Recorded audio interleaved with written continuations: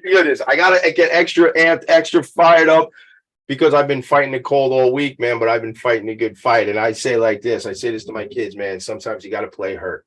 Sometimes you don't have your best stuff, so you gotta dig deep inside. And I'll tell you, I went inside twice. I meditated twice this morning because I gotta let the good vibes flow. Check out this cup. I brought this mug up today, so if you're not watching, look at this. Positive vibes. It's got a Care Bear on it. And I am such a Maxinista that I can't go into TJ Maxx without coming out with another coffee mug. And I picked this one this morning, Positive Vibes, because I'm feeling fired up because, listen, I get this charmed life, man. I am the nonprofit sector connector. I was in a meeting earlier this morning with my buddy Ken Serini and my friends over at Health Pass, and we were talking. And Ken goes, yeah, Tommy D, he's a little bit extra. He the self-proclaimed nonprofit sector connector. Sure, I am the self-proclaimed, except everybody calls me that now. So it isn't just a thing that I made up anymore. It started that way. Be careful what you wish for. And Willy Wonka, what does he say at the end of the movie? He says, what happens to the little boy who got everything he ever wanted? Well, he lived happily ever after. And I'm pretty much living pretty happy right now. 4 healthy kids, a great wife, and this successful business we have, Vanguard Benefits, and certainly this journey called Philanthropy and Phocus, which, oh my God, just so many cool things going on. Shout out to the New York City Imagine Awards. I already mentioned Ken Serini. New York City Imagine Awards is just a matter of weeks. October 17th at Gustavino's in New York City, the 3rd annual Imagine Awards, honoring and awarding and recognizing the incredible work nonprofits are doing. Go to nycimagineawards.com.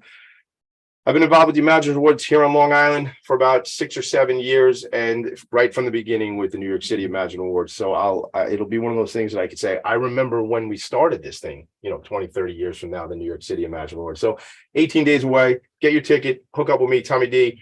.nyc on Instagram or on my email address, Tommy D at Philanthropy and Phocus, PHOCUS.com. That's how you can get me. What the heck does a nonprofit sector connector actually do? Well, I'll tell you, as I think about what went on this week, Tuesday night, I was with a gang called Philanthropy Network of New York at a networking meeting. Wednesday night, I was with the Queens Chamber of Commerce with their nonprofit committee at Maple Grove Cemetery out in Queens. There was a panel discussion. And then right after that, I headed out to the Spirit of Huntington Arts Center, where I'm a board member, and had a networking event with a small wine tasting.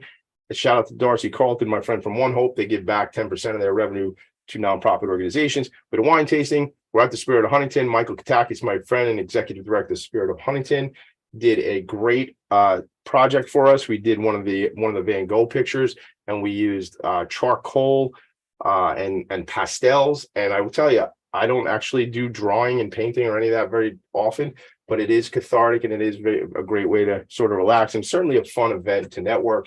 And then last night, I got an invitation to a Moment of Magic's gala. My friend Kylie McGrain, who founded A Moment of Magic, which is an organization that goes into hospitals to help young people, young children who are experiencing some serious illnesses. And while I'm there, I see my friend Ray Moeller from his organization, Little St. Nick Foundation, same kind of thing. They're serving these young people who are in need and having health challenges.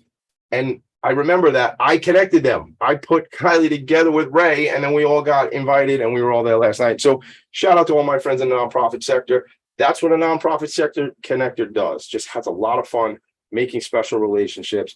And a lot of it started on this show. A lot of it started in 140 some odd episodes, where I bring on a nonprofit executive leader to help he or she tell their story and amplify their message. And that's what it's all about to me, because I do have a big mouth.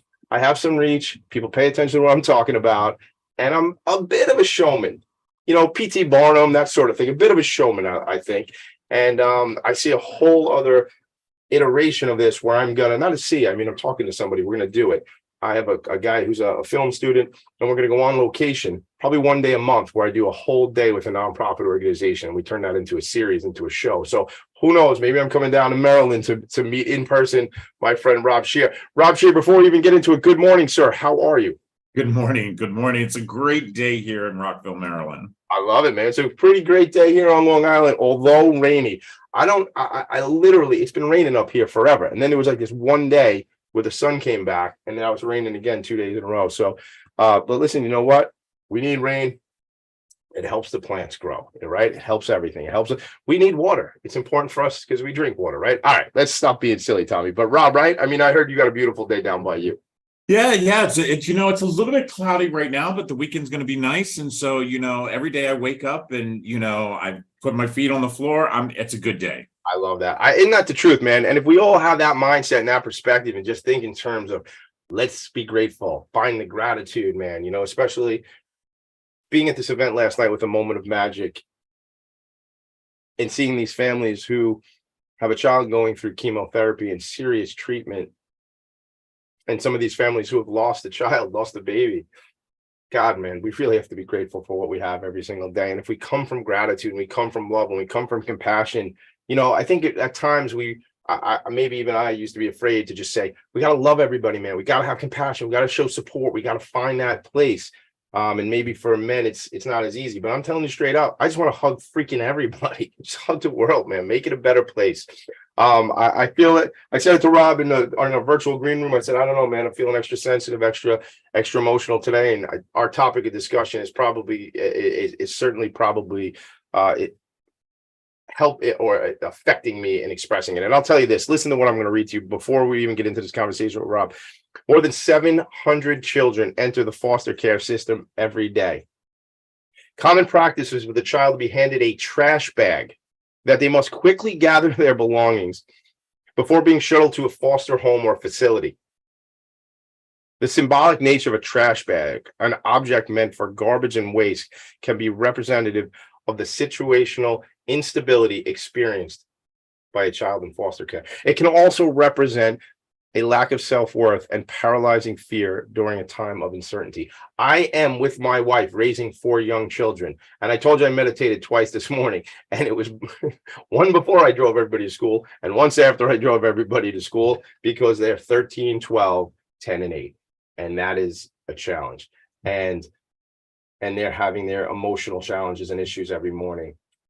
And for the most part, they have a stable situation at home. So I cannot even imagine. When I say that, I don't say that as hyperbole. I am unable to imagine what it would be like for a young person. I was raised by both my parents. Not every day was roses and rainbows, but I was in a stable environment. Many children are not in that environment. I thought that's a good place to set it up. Rob Shear, your organization is called Comfort Cases. I'm so jazzed. If it wasn't for my buddy Mick Collins, right, hooking us up, making the connection we don't meet.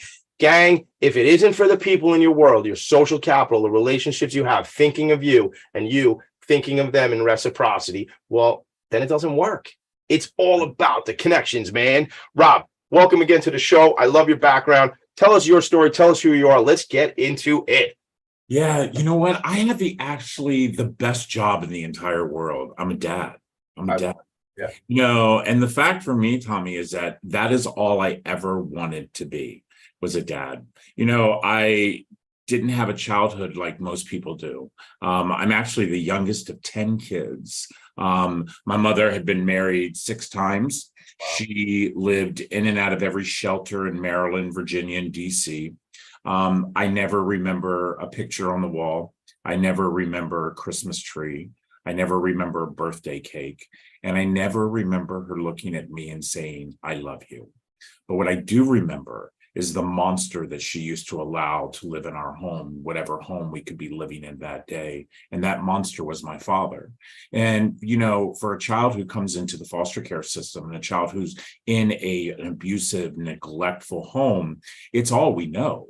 And so for me as a young boy, I thought that it was common for a father to put cigarettes out on their children. I thought it was common for a father to rape his daughters and rape his sons. I thought that that's the way life was supposed to be. And I was worried that if I told anyone, what would happen to me? Because understanding, even as a child, as young as I was, and by the way, I remember being 4 or 5 years old and sitting in a room with my brothers and sisters and hearing him come into the house and thinking, oh my God, please don't let today be the day he calls my name.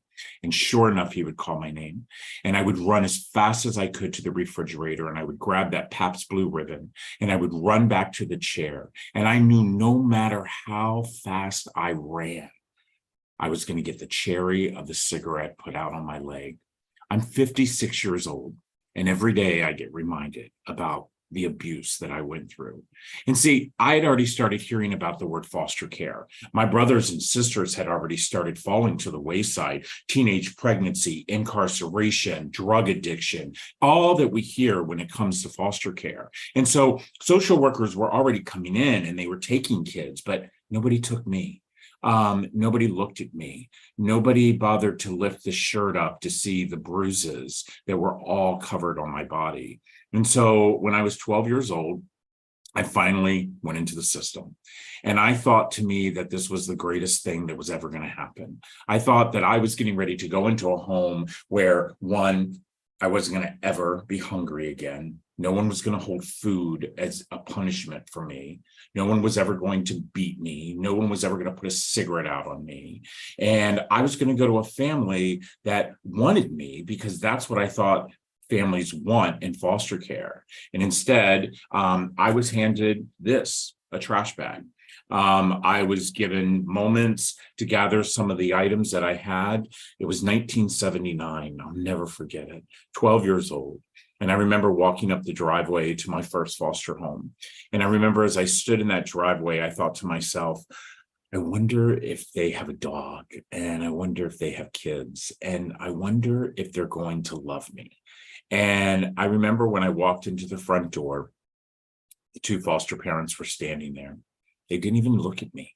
They didn't even acknowledge. They looked at my trash bag and started to pull the items out, talking to each other, letting each other know that there was nothing but torn and tattered clothes in that trash bag. And I do remember that all of a sudden she said, he needs to take a shower, and walked me down a hallway. And Tommy, she put me in a bathroom and shut the door. At that moment, as a 12-year-old boy, I wanted to feel that cigarette so bad on my leg. Because at least if I felt the cigarette, I knew that my dad was there. And now I was alone. And the only thing I could see was a bar of soap that was actually lying in the bathtub. And as I looked at that bar of soap, I realized at that moment that my life had completely changed. See, the fact is that children enter foster care because of choices other people made. We are not bad kids. We are not kids that deserve to be degraded. And we're not kids that deserve not to have any type of respect. And to get into a shower and to use a bar of soap of total strangers, that's just not happening. And it happens every day, every single day. And to that point, I knew, Tommy, that bar of soap was going to change my life. And it did. Oh, God. We're up against a break. Let's take one, because I don't know.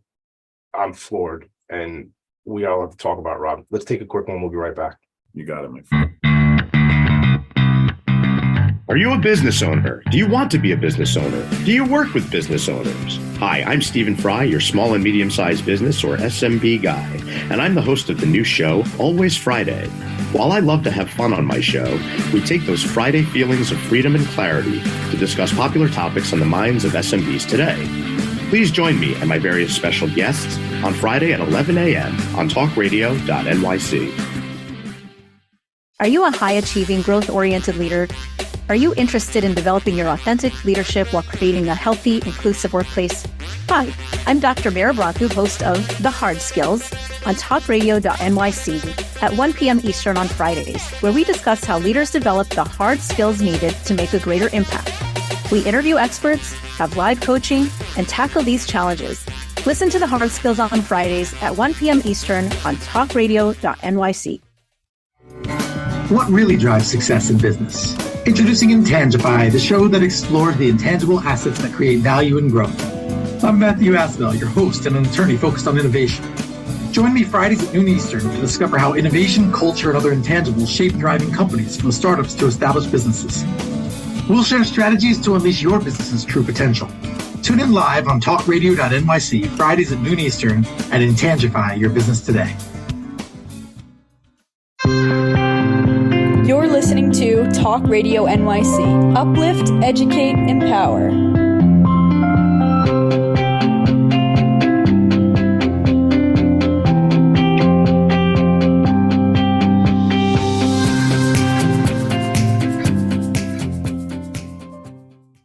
Nonprofits need connections to move in good directions. So cut through all the static. Join Tommy in his attic. The show is Philanthropy and Phocus. Your it's a nonprofit sector connector. All right, Rob, thank you for your candor. Thank you for the beginnings of this story for sure. And your life was going to change and had changed. And, you know, I think naively, many of us who have not been, as you say, in the system, think that it's a good situation, that these foster parents are there because they care about children and they want to be there. I mean, walking up that driveway, your thoughts of an improved life. That do they have a dog? Do they have kids? I mean, I don't know why it's coming up for me now, but I think of, every time my kids and my wife give me a hard time because I cry at the movie Annie. And I always cried at the movie Annie, and it was always because like when she sings that song Maybe, and that's what I was thinking about when you were telling us about walking up that driveway, and the positivity and what you thought it was going to be, and it wasn't that at all.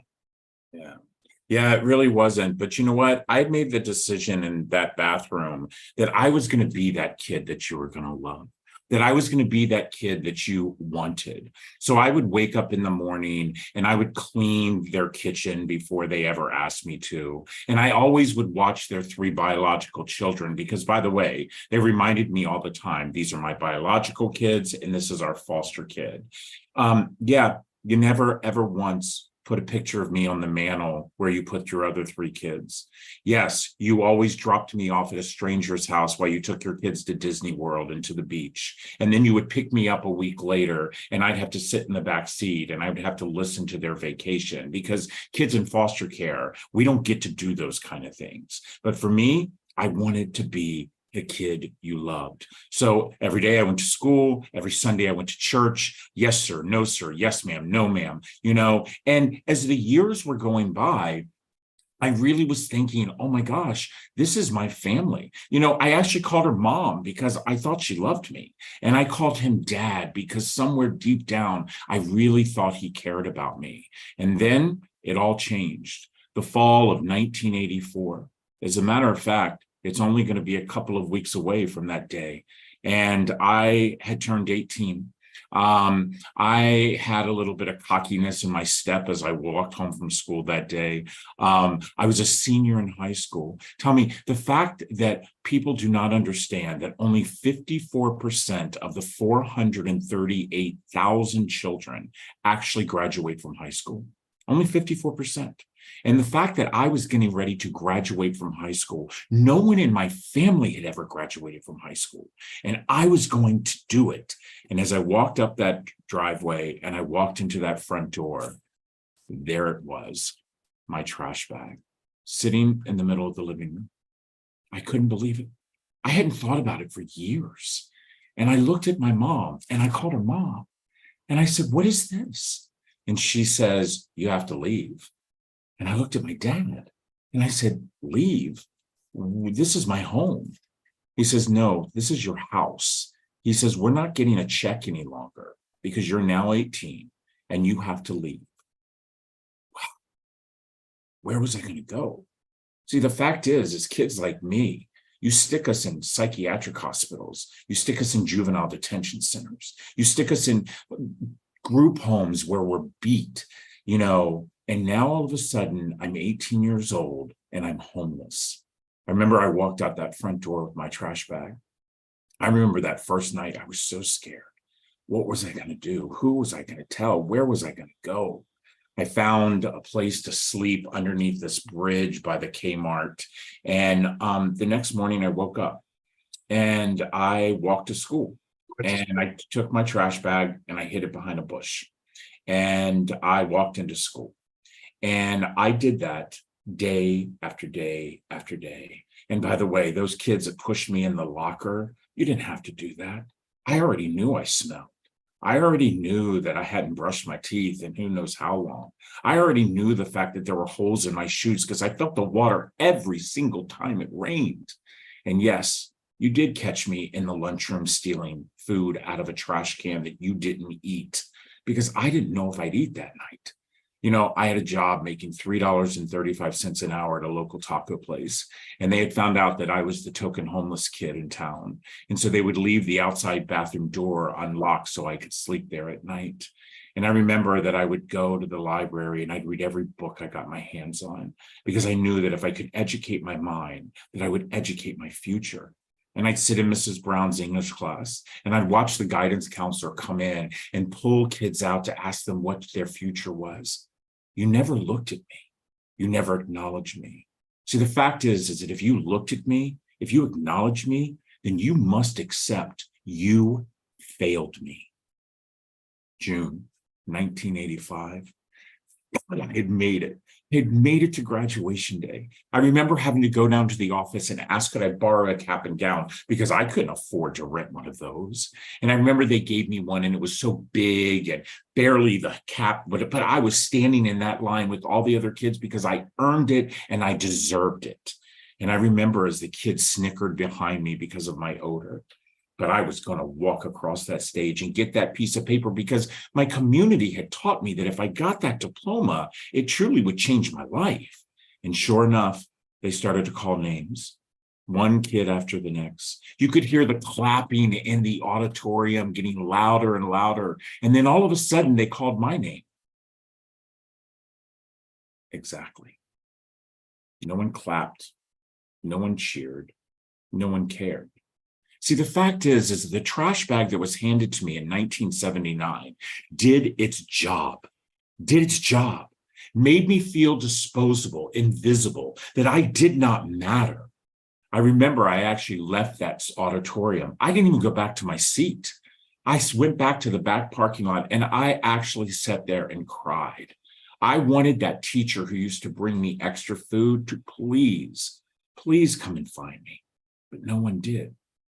See, the fact is at that moment, I wanted to feel that cigarette again on my leg, because at least I knew my dad was there. I wanted to say to my foster parents, how could you give up on me because of a check? And then for all of you, my community, I wanted to say, why? Why did you not feel that boy who worked so hard to make it across that stage, that not one of you could have clapped for me? I actually walked the streets for a couple of more days, and I'd realized at that moment that I only had 3 choices. See, that's all the community gives kids in foster care, Tommy, is they only give us 3 choices. Choice number 1, give up. Give up. Suicide rate in foster care is higher than we have ever seen. And yes, there were many times I thought about suicide. Number 2, give in. Do exactly what you think we are supposed to do. Petty crimes, go into the detention centers, do all of those things that you think we as bad kids in foster care do. Or number 3, give it all I got. And that's exactly what I did, my friend. Wow. I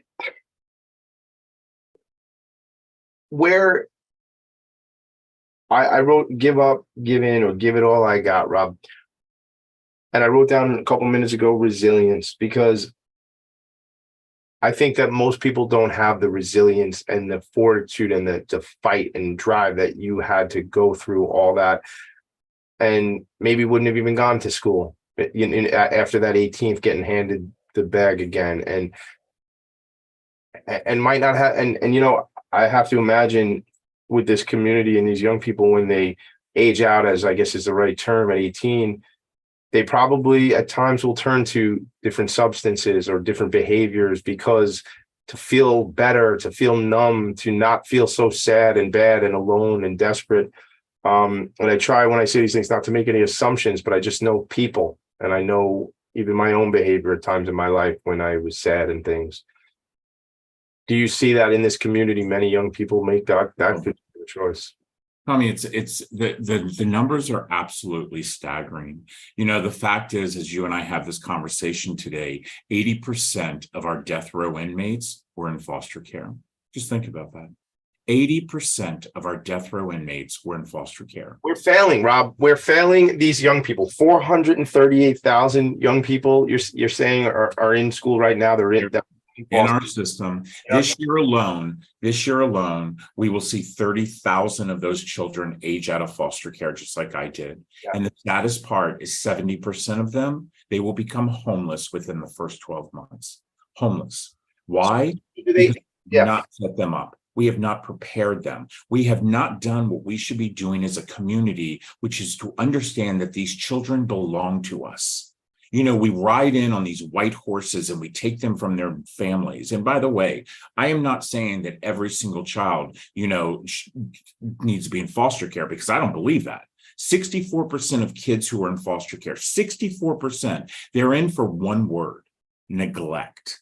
Neglect. Okay. Neglect is no more than poverty. The electricity, I take your kids. You can't put food on the table, I take your kids. You can't get a babysitter, so you leave your 2-year-old with your 10-year-old, so you go to your job, I take your kids. You know, the fact is that I had to be taken. The abuse was out of control. Right. But my 5 kids that I have adopted out of foster care, 2 of my 5 children, they should have never been taken from their mother. Never. They were only taken because of the fact of poverty. Let me ask you that, because I'm with you. So let's kind of break this down, if we could, and kind of, if you could help me crack the code, because I think a lot of things in our society end up somewhere in this financial situation. So I am naive to this, so I will ask you, as somebody who is in this work, what is the game? What is the system? What does it look like, if we could, like, because this to me sounds like, you know, a parallel to mass incarceration, you know, a parallel to a system that there's someone getting paid here, Rob, right? I mean, of course. Let me tell you something. It is an industry that makes money on the backs of children. And it's the reason why the industry does not want to change. Right. Okay? The fact is not every foster parent is bad. I want everybody to know that. But the problem is that the majority of them are in it for the money. And it is a money-making thing. There are so many things you get when you become a foster parent. Number one, you get a monthly stipend per child. Some states pay as high as $1,000 per month, and you do not have to take a penny of that money and spend it on the child. You get what they call WIC. You get Section 8 if you need it. You get full medical, full dental. You get daycare provided for. I mean, there's so many things. I mean, you can literally have 6 kids living in your home, and you can make roughly about $67,000. I mean, that's a lot of money, you know, and you're not having to spend any of that. And by the way, it's not taxed either. And that is the thing that just blows my mind, is that you can pay a stranger, a stranger, to take care of a child, but we can't give that parent a helping hand to get. Give that $1,000 to the mom so she can pay the light bill and pay the food bill and give her the support of the dad. Let's not just make it moms. I'm just referencing what you said earlier with your 2 children, dads and moms. Gang, we're screwing up. I'm not putting these words in Rob's mouth. We're making mistakes here. Why is the homelessness population so high? Why? I get pissed off on this program, and I get up on my soapbox and I say, why is it okay that 20 yards away from a man eating an $80 steak can someone be eating out of a trash can? Why is that okay? It's not. Let me tell you something, Tommy, to cut you off. I'm telling you why it's not, why it's happening. It's because we have forgotten why communities were built. Our forefathers built communities for one reason, and that was for us to take care of each other, And we have forgotten that. We have become such a me population that instead of being an us population. That is why we have the deterioration of our communities, because we don't care about each other. Why? Look, now I'm gonna go after capitalism. I'm gonna go after Madison Avenue real quick, okay? Because here's what I'm gonna say: you need more stuff, gang. You know why you feel bad? Because you don't have the fancy car. You know why you don't feel good about yourself? Because you don't have the new dress. You know why? Because you don't have the new sneakers, because you don't have the this and you don't have the that. And I guarantee this, I know plenty of people who got all the stuff and still feel pretty shitty. All right. So it ain't the stuff. It's not. It's the community. It's the relationships. It's the connection. What is the antidote to addiction? Connection, right? This is what we need. We must find a way to be back together. But guess what? They want it this way. It's better that way, because if we're not connected as a community, well, then we'll feel bad and we'll buy more stuff and we'll think we need more stuff. Gang, you don't need it all. You really don't. A nice pair of nice clothes, a nice outfit, and some food is great. Don't have to be like ridiculous. It doesn't have to be ostentatious, man. They telling us the wrong things. We're being taught the wrong things. Stop looking at this stuff. Rob, I'm just going to go off the rails here, but talk to me about this situation where you just mentioned 80% of inmates on death row come from the foster system. Why wouldn't that be, gang? Why wouldn't that be when your back is against the freaking wall and you don't know what to do and you're scared and you're 18, 19, you're a kid on the street, living on the street, and you got to fight. Joining a gang, by the way. Joining a gang because you want that, you want that acceptance of a family. Yep. And that is why we see kids from the system immediately gravitate towards gangs. By the way, the other thing that people don't want to talk about is the fact that 78% of children who are human trafficked in the United States, 78% are children from foster care. Well, you told me when we first met, Rob, that's because they're invisible. They don't exist, right? So nobody's They call them AWOL. Let me tell you something. Yeah. One of my children's missing. I'm putting their picture on a billboard. And children in foster care, right now, we have 23,000 children in the United States. We have no accountability of where they are. We don't know where they are. And by the way, those foster parents are still getting that monthly stipend. They don't get the check? Oh, yeah, they're still getting that check. All right, there's a lot that needs to be fixed here, and we're going to talk about what Comfort Cases does to support these children and give back. We're going to be right back. Logan, let's make it a quick break. Let's come right back. Philanthropy and Focus. Are you passionate about the conversation around racism? Hi, I'm Reverend Dr. TLC, host of the Dismantle Racism Show, which airs every Thursday at 11 a.m. Eastern on talkradio.nyc. Join me and my amazing guests as we discuss ways to uncover, dismantle, and eradicate racism. That's Thursdays at 11 o'clock a.m. on talkradio.nyc. In a post-COVID world, you may have many unanswered questions regarding your health. Are you looking to live a healthier lifestyle? Do you have a desire to learn more about mental health and enhance your quality of life? Or do you just want to participate in self-understanding and awareness? I'm Frank R. Harrison, host of Frank About Health, and each Thursday, I will tackle these questions and work to enlighten you. Tune in every Thursday at 5 p.m. on talkradio.nyc, and I will be frank about health to advocate for all of us.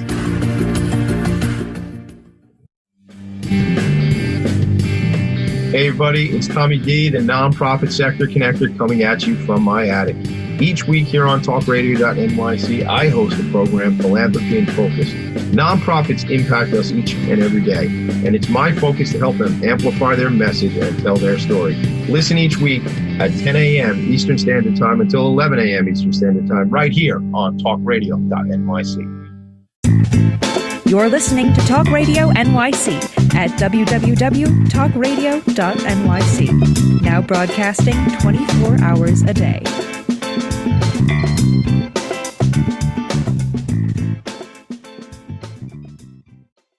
Nonprofits need connections to move in good directions. So cut through all the static. Join Tommy in his attic. January 8th.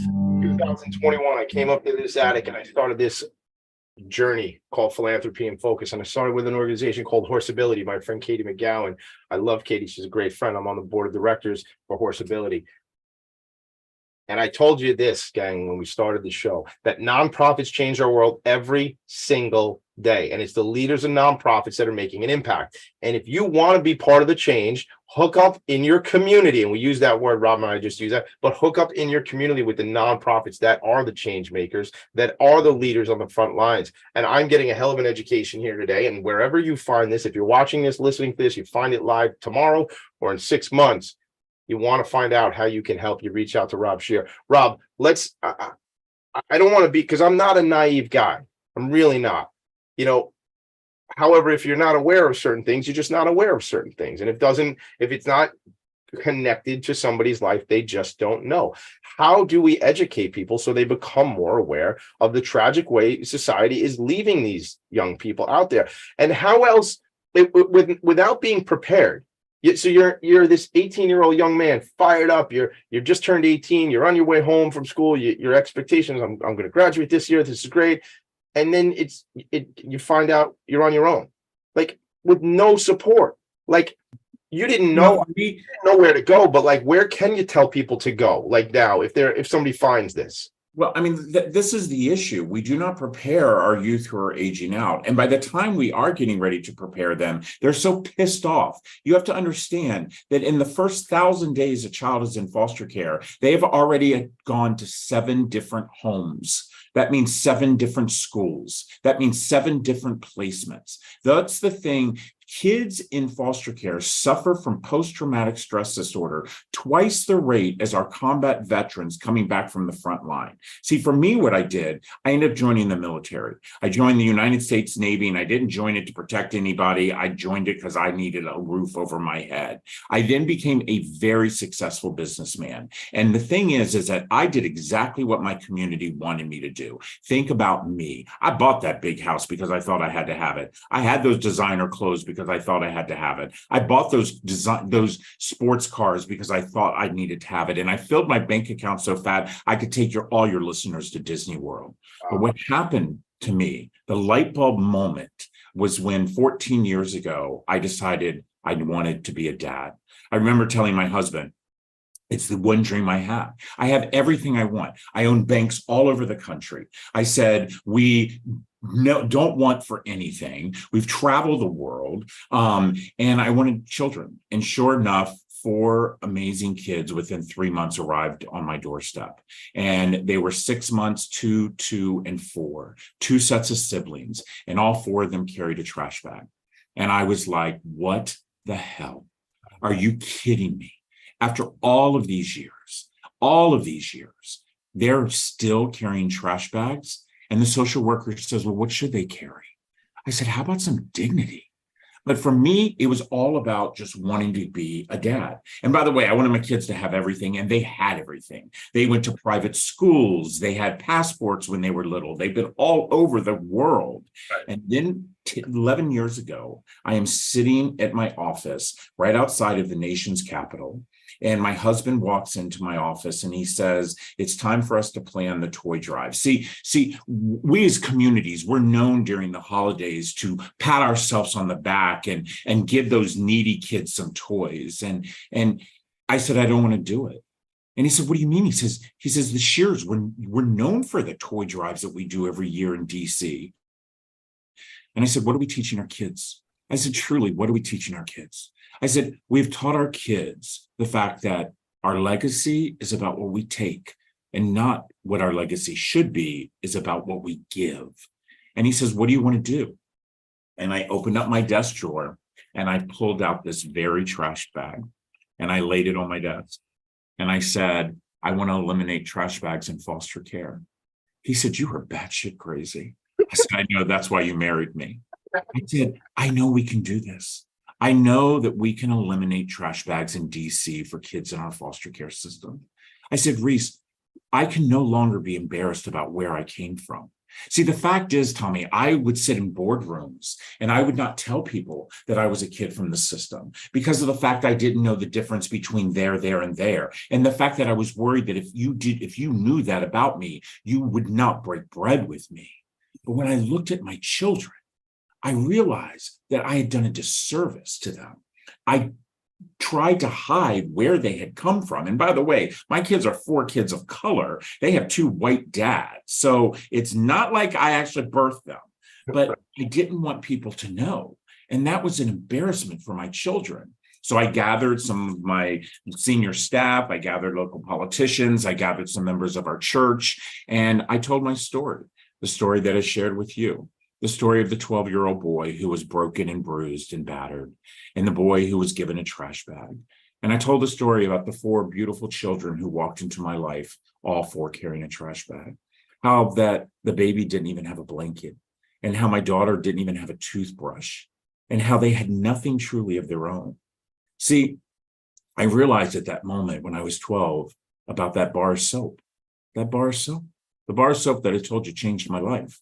Well, once again, that bar of soap came into my life because I had decided at that moment that every single child was going to receive a brand new pair of pajamas with a tag on it, that every child was going to get their own lotion, their own shampoo, their own conditioner, and their own bar of soap. I wanted to make sure that every single child got an activity. See, your listeners don't realize that 90% of kids who enter foster care actually enter in the back of a police cruiser. They're taken to what we call holding centers with nothing to do. I wanted kids under the age of 10 to get a coloring book and crayons, and kids over the age of 10 to get a journal and a pen and pencil set. I wanted every child to get a book, no matter what any of you think. And by the way, as an author, I wrote my book for two reasons. One, love it in your mind. Two, love it in your heart. But the most flattering thing you could ever do is pass a book on. Because there's no such thing as a used book. It's only a book that's been loved. And then I wanted every kid to get a stuffy, because I don't care whether you're a newborn or you're 56 years old. We all love a good stuffed animal. And then finally, a blanket. See, my son Grayson, he was actually 2 years old when he arrived in our home. His mother was 12. He came into the system with bleeding of the brain, shaken baby syndrome, and 3 broken ribs. My son, at the age of 5, looked at me and said, "Daddy, we have to give every kid a blankie." I said, "A blankie?" I said, "Grayson, you know these kids are not cold." He said, "I know, Daddy, but every time they wrap themselves up in their blankie, they know we love them." Wow. Isn't that what we all want? We want to be loved. We want to know that we matter. We're not disposable. And so with that, we backed a case and another and another. And little would I know that the wave would go across our country, where our organization at comfortcases.org, we have actually packed and delivered over 220,000 cases. We have delivered them to all 50 states, DC and Puerto Rico. And I know I do not have to remind your smart listeners, Puerto Rico belongs to us. Yes, it is surrounded by water, but so is Hawaii. See, the fact is that we must understand something, that our community that we all live in is not our zip code. Our community is our human race. It's our human race. And when you invest in a child, the old saying that we all used to say, invest in a child, you invest in their future. That is a lie. That is a lie. Stop telling lies. When you invest in a child, you actually invest in your future. Your future. Why? Because they are our leaders of tomorrow. I must just send gratitude out to you, Rob, and I got to send gratitude out to my friend Mick Collins, because like I said earlier when we started this show, if it isn't for my friends and seeing the opportunity to connect me with really, really special, important change makers, well, then you and I never meet.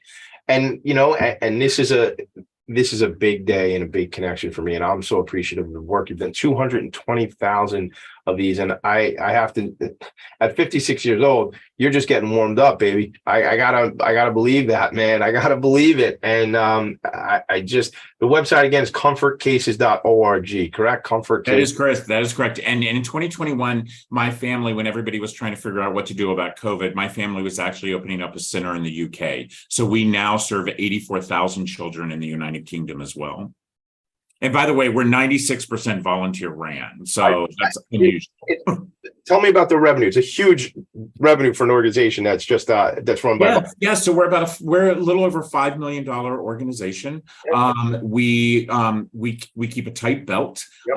I actually sold all my stocks and all my banks, and I became a public speaker, and I traveled the country educating people about children in foster care, understanding the fact that if we talk about it, then we normalize it. And that's how we make change. See, I'm a true believer that if you pick the low-hanging fruit from a tree, the tree will grow taller. To me, the low-hanging fruit is one, we get rid of trash bags. Unacceptable. Trash bags were made to put trash in, not children's clothes. Number two, stop sending your dirty, smelly luggage to a agency that has children in foster care, because we don't want your dirty, smelly luggage that's been in your basement, okay? We deserve new. Yeah. Number two, we have to make sure that we open up the education pathways for every single child in our foster care system. And that means don't just pay for tuition. We need to do wraparound services for these kids. So aside from going to comfortcases.org, checking out the organization, obviously you're on a mission, you're telling your story. We're going to go to a break in a second, everybody. But Rob, how do they stay in touch with your work, what you're doing as a thought leader on this case? Let me tell you something. They can follow me on all my social media platforms, Rob_Scheer on my Instagram. I post almost daily. I want people to know. I want people to see what is going on. And by the way, I know we got to take a quick break, but as you see, I have 5 kids on the back wall. And I actually talked about my 4 children. But in 2019, I was telling my story at a high school. And a young boy walked up to me and he had the same story, 18 years old, getting ready to age out. Well, that's a young boy my husband and I just adopted, and he is our 5th child. And he came to live with us at the age of 18, and we adopted him at 22. Oh my God! Listen, I want to be a friend forever. I want to take you. I want to take you up here and connect you, virtually or otherwise, because there's so much. I'm on Long Island, and that's interesting. Not Long Island's the only place like this, but there are so many haves right next to so many have-nots, and it's the density of population of Long Island. You can move from one town to the next. I know this show is listened to all over the world, so I don't want to just say local, but many communities are like that, where you have the people destitute right up against the town where the people have $2, $3, $4 million homes. And it's very consistent here on Long Island in that regard, but I'm sure it goes on other places. And I think we need to be aware, because people just don't know, and there's a whole reason why people don't know, but the deal of it is we must stay focused in teaching. I got a comment from Mick Collins. Yes, Mick. So Rob Scheer, I've done 60 days of service. It was a campaign I just completed last week, actually with Little St. Nick Foundation. Mick Collins says, Tommy DeMisa, day of service, comfort cases, ? I'll join you. Mick Collins, yes. Challenge accepted. I'll come down to Rockville, Maryland, whatever. I was just talking to Rob about what's going on in Rockville tomorrow as we sit here about a big event. We'll talk about that when we come back. Mick, I'll be there. We'll figure it out. I want to come down. Whatever you guys want me to do. Pack cases, deliver cases, I rented a U-Haul and picked up a whole bunch of diapers and drove them out. So let's do whatever we can do together. We'll be right back. Rob Scheer and Tommy D, the show is Philanthropy and Focus. Let's go. Let's keep making the world a better place. Right back. What really drives success in business? Introducing Intangify, the show that explores the intangible assets that create value and growth. I'm Matthew Aspel, your host and an attorney focused on innovation.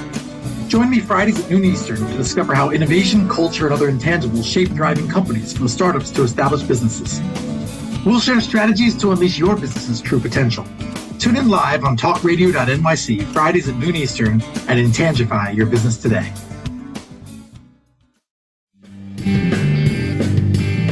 Hey everybody, it's Tommy D, the nonprofit sector connector, coming at you from my attic. Each week here on talkradio.nyc, I host a program, Philanthropy and Focus. Nonprofits impact us each and every day, and it's my focus to help them amplify their message and tell their story. Listen each week at 10 a.m. Eastern Standard Time until 11 a.m. Eastern Standard Time, right here on talkradio.nyc. Are you a conscious co-creator? Are you on a quest to raise your vibration and your consciousness? I'm Sam Leibowitz, your conscious consultant, and on my show, The Conscious Consultant Hour, Awakening Humanity, we will touch upon all these topics and more. Listen live at our new time on Thursdays at 12 noon Eastern Time. That's The Conscious Consultant Hour, Awakening Humanity, Thursdays 12 noon on talkradio.nyc. You're listening to Talk Radio NYC at www.talkradio.nyc. Now broadcasting 24 hours a day.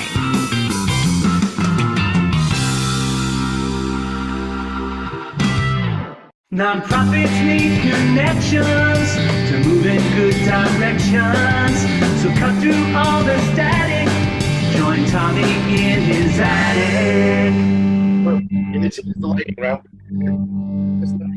All right, Rob, host of Fostering Change, which is a weekly audio and video podcast that brings in guests of prominence to discuss issues regarding foster care, adoption, LGBTQ+, and other timely and topical issues. It's now in its 5th season. It has been ranked the #1 podcast for adoption and foster care issues for 3 consecutive years. Rob, before I read more of this stuff, where can they find that? Is that anywhere you get your podcast kind of deal? Anywhere you get your podcast, you can go to our YouTube channel, or you can go to comfortcases.org, and we have embedded all of our 5 years of our podcast on there. Go back, listen to some past episodes. I will tell you, I never once in 1,000 years ever thought I would be doing a podcast. It fell into my lap, and I've just been so lucky. And the fact to be actually voted and to win the honor of having the best podcast for adoption and foster care is just, it's humbling. It's so humbling. But I thank my producer for that, and I thank my managers for that and stuff. But, you know, it's every Tuesday. It is some uplifting people. It's some amazing authors, lots of celebrities who people don't even realize that are connected to foster care. We are starting to see the change.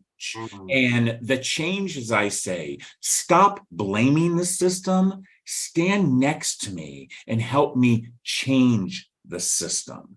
That is what we're going to succeed. Say this, gang, no big deal, just changing the world. And that's a little wink at the world, because it is a big freaking deal. But that's the joke about it. Just get there, stand next to this man. He's in it. He's on the front lines. Get there, stand with him.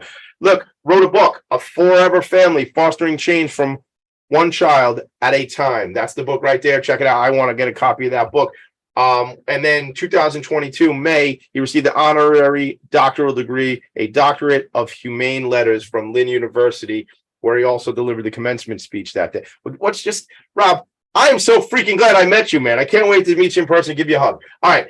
Let's tell me what's coming up with the organization. Tell me how people can help. I also want to know, because this is what you told me the other day. Shout out to an organization out here called Little Flower. And they are an organization, an agency that works in this community with foster children. And I'll be honest with you, I didn't know much about the population, the aging out. I talk a lot, when I say aging out, I talk a lot about age 21, when individuals with intellectual and developmental disabilities age out of school, which is a whole different thing. But I wasn't aware. I had some awareness coming into this meeting with you today, but obviously wasn't aware as I am now and what we've learned together today, or what you taught me.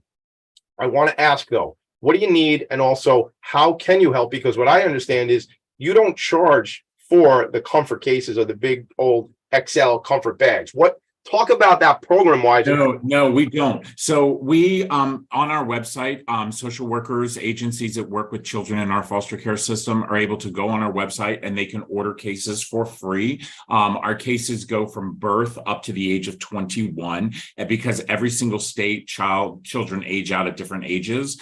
So we do birth up to the age of 21. And what we really need is we need you to stand next to us and become a bag buster. You know, for $10 a month. That's it. $10 a month. And most of you spend that at that overpriced coffee shop that you visit every week. $10 a month literally does the difference between me handing a child this or me handing a child dignity. And so I ask people to go to comfortcases.org and become a bag buster. You know, I ask for people to go to comfortcases.org and see when we're coming into their town, because we go everywhere, all over the country. We have these pop-up packing parties, and those cases stay right there. So when people donate to us, when people send things to us, they have to understand that we're already in your community. We send to everyone. Yeah. That's awesome. Well, I want to get you, look, I'm connected to the Queen's Chamber of Commerce, you know, certainly love my friends over at the Queen's Chamber. Maybe there's a bag party there. Certainly would love to talk to you offline about getting you to Long Island and doing some work here, because as I talked about, you know, this is certainly my hometown.